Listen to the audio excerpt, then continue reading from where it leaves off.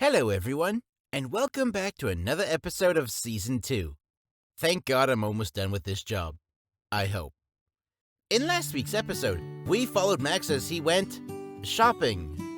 And, well, that was about it.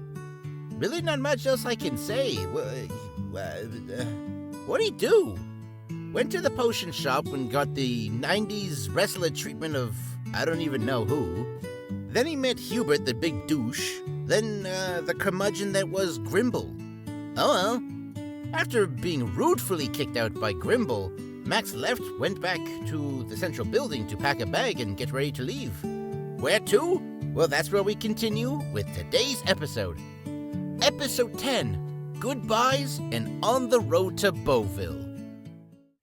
With newfound information and a destination in sight, Max is ready to set out on his own for the first time since he arrived in Galavandriel. With that in mind, he has gained some knowledge of what and how the world he's in works, made some friends, and got some nifty cool equipment, I think. But with all the good that he has gained, he also has to let go while he ventures out into the world. The sun rises, and so does our protagonist. Boy, I use that line a lot. And with that, he starts to pack a bag Rupert gave him. He packed it with an adventurer's starter kit that he magically obtained somehow, and a starter potion set from Yorick. He was also given a small lantern to help light his way in the dark of night from Theodore. Then from the chefs, a 5-day supply of rations to hold him over. From Lancelot, he was given a cloak of fortitude, something that his contenders wear for minor protection. He packs them all and leaves shortly after. He closes the door to his room and leaves his little sanctuary and walks down the hall towards the entrance. When he gets to the entrance, he is met with Rupert, who escorts him to the front entrance of the village. Rupert talks and reminisces of their first meeting and their time together they shared while Max was in town, all the while Max remains quiet. When they get to the entrance, Max is met with the same folks that he had helped over the past week. Lancelot, Theodore, Yorick, Giuseppe, and Franklin, all standing there, waving at him with smiles. He smiles back at them and goes up to each of them, thanking them in different ways, and they reciprocate. Theodore runs up to Max and bear hugs him as best as he can, stumbling Max. Yorick laughs at him while giving him a hard smack on the back, causing him to faceplant. Giuseppe and Franklin give him their signature 3-piece kiss, 2 on the cheek and 1 quick peck on the lips. Max obviously protests but can't escape them. From Lancelot, he gets a hearty handshake filled with enthusiasm and energy. Lastly, from Rupert, he gets one final hug before parting ways. He looks out into the open lands of Galavandriel and takes a deep breath. He smiles and takes his first step out. Go get him, wimp! We'll miss you! Be sure to write. Come back anytime! Yeah, we can bake a cake.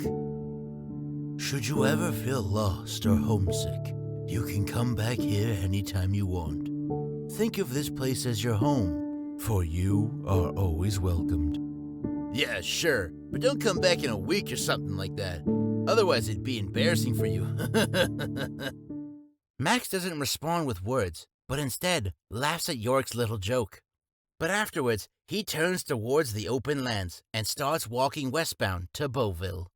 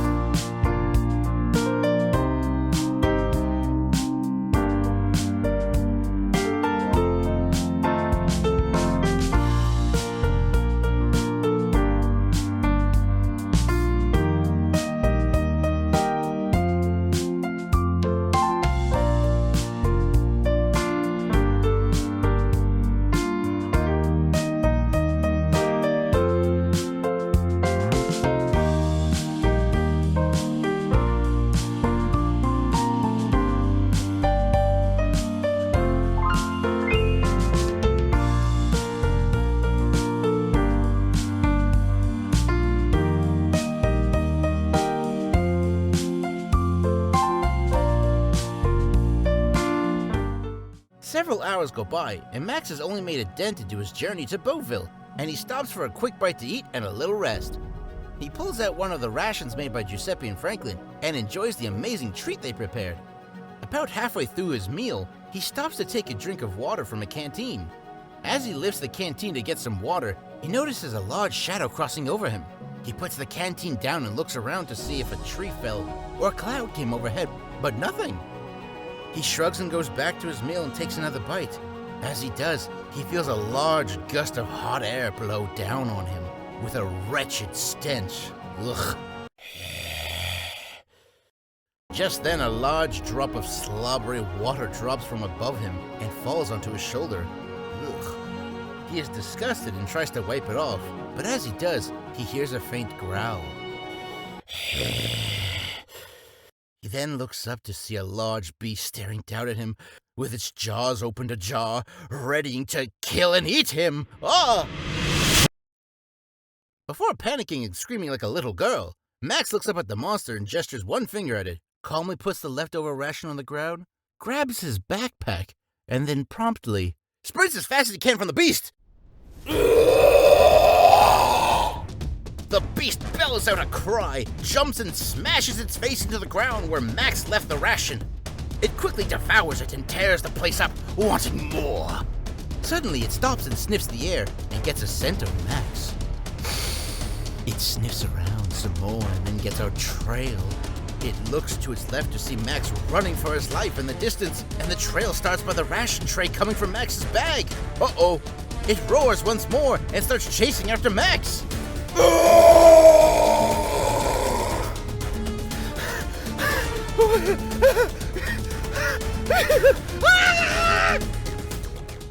After running for hours, it would seem that Max lost the beast for now.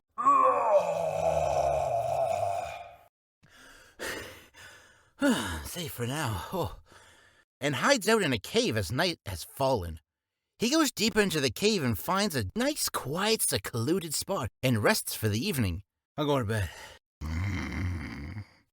But there was only so much rest he could get. As he slumbers, Max's body is slowly dragged, spun, and wrapped up into something. As it wraps up his body, a scurrying sound of a creepy crawly can be heard.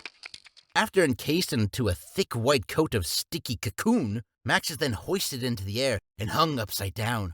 He gently sways back and forth in the air, and yet he sleeps so peacefully. Morning rises, and the air in the cave grows warm and damp. It gets so warm that Max gets uncomfortable in the heat and wakes up. He yawns and tries to stretch, but his hands and arms are unable to move. I can't move my arms. He tries to look to see why, but his neck also can't move. He looks down to see that he's been caught in a spider's web. Uh-oh. Not wanting to be the arachnid's next meal, Max tries to shake and budge his way out. Not a wise choice to do, because all of his squirming is causing the large arachnid to come out of hiding. Oh, God. Max begins to panic, as it seems like it's mealtime for the eight-legged creeper. He squirms and squirms, but to no avail, and soon the arachnid rests over him, looking down at its meal. Drooling. He panics and squirms some more, but all that does is entice the spider to come down onto him quicker. That's dirty. You kinky spider, you.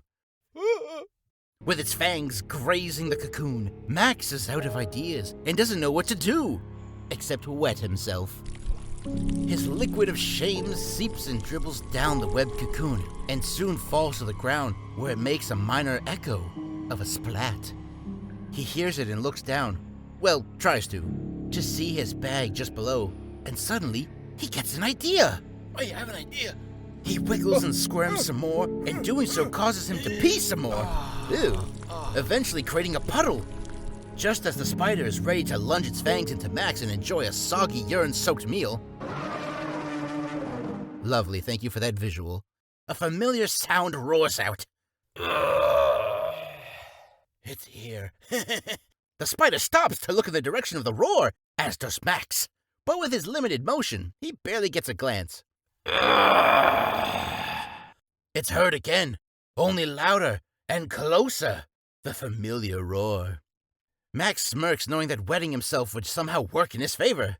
The spider stops trying to eat Max and goes to investigate the roaring. You serious? As it lowers to the ground, it feels a tremble and prepares to fight whatever tries to come to its den. Suddenly, bursting through the only entrance is the same beast that hunted Max the day before.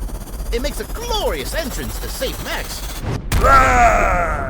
Not really. And sees an aggressive cave spider standing between it and Max. The creature and the spider start going at it, and amid their fighting, Max tingles down above, getting caught in the crossfire.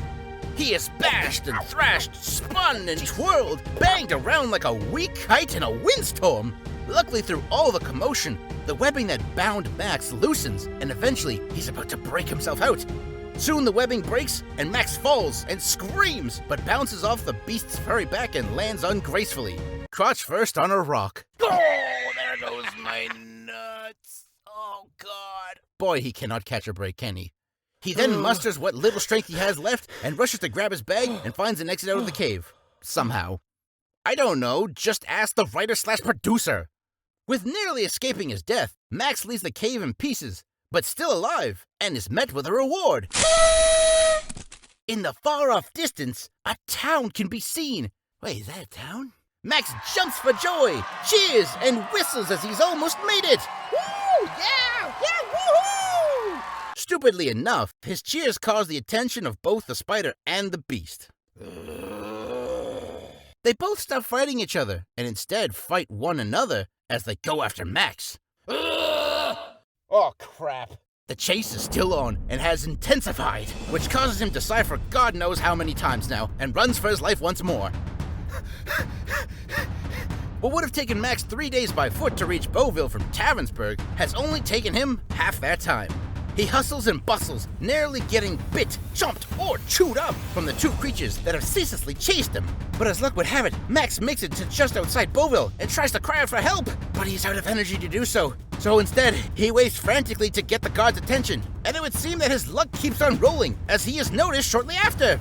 He runs to the city gates and bashes on the doors, pleading to get in, but they take too long to open up. Let me in! Let me in! Thinking he's about to die, Max turns to face both creatures, lunging at him with their maws open wide. He shuts his eyes as he prepares for his demise.